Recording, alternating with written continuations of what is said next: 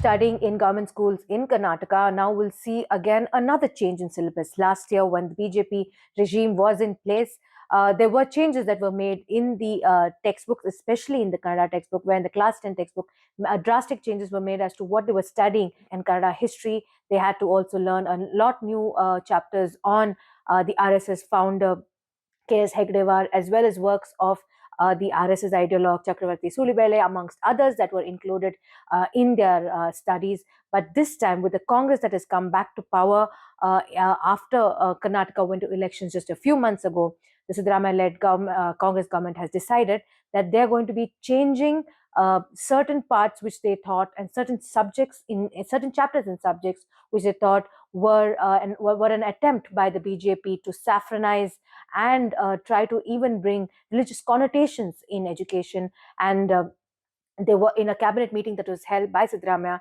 The government has decided that they are going to, especially Kannada textbooks, there are going to be changes in the syllabus. Now they are going to be removing lessons on K.S. Hedgewar, the RSS founder, and others such kind of related chapters that they feel that may not be necessary, or is something that, and I'm quoting ministers or people who are from the Congress who have been closely working with this, trying to politicize or saffronize education.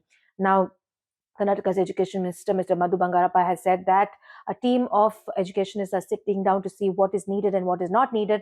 But while that revision of these textbooks take place, it is also important to understand they will also be introducing chapters related to people like Savitribai Phule, or the letters written by Jawaharlal Nehru to Indira Gandhi, amongst others, will be introduced from this academic year.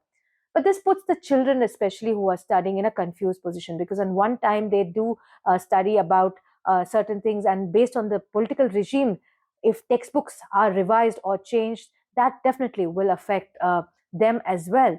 I had a personal experience where a house help that I know, she was asking me, what is her son going to study? He's in class 10 this year, and last year it was something else, and now they're talking about changes. She's worried herself.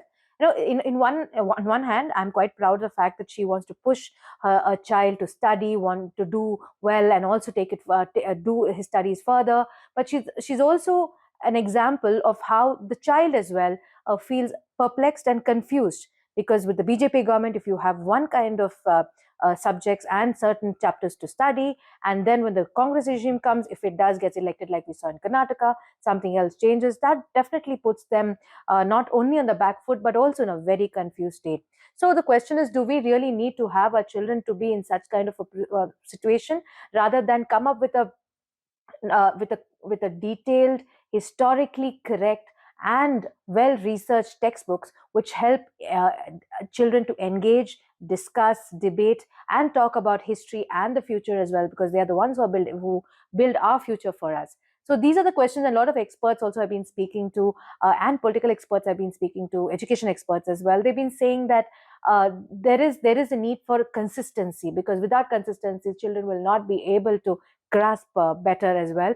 And ideologies, or be it religious connotations or sentiments, politics should be far, far, far away from education, and all parties across the board should refrain from doing so. But at the same time, one also would want to understand how history did shape the future, and they have to be references, but they should be as stated as facts, as historical facts, and not being twisted or distorted. Now, the allegation that the Congress is making is a lot of the references and chapters that were introduced by the BJP were distorted, and they were not facts, or rather were with some particular ideology in mind. But the BJP also quick to react on this. We did see senior former minister as well, Ashwath Narayan, saying that the move that is done by the Congress is clearly showing that the Congress is doing it to hit back at the BJP and do not have the welfare of the children at large in mind. And we have others as well who have reacted from the BJP, saying that this clearly shows that the Congress is not committed towards education. They're committed to try to undo what the previous government did. Well, this political war will continue, the verbal battle will continue, but do we need to have children in between all this is the question. But clearly, the government needs to take a stand, and as I said earlier, to have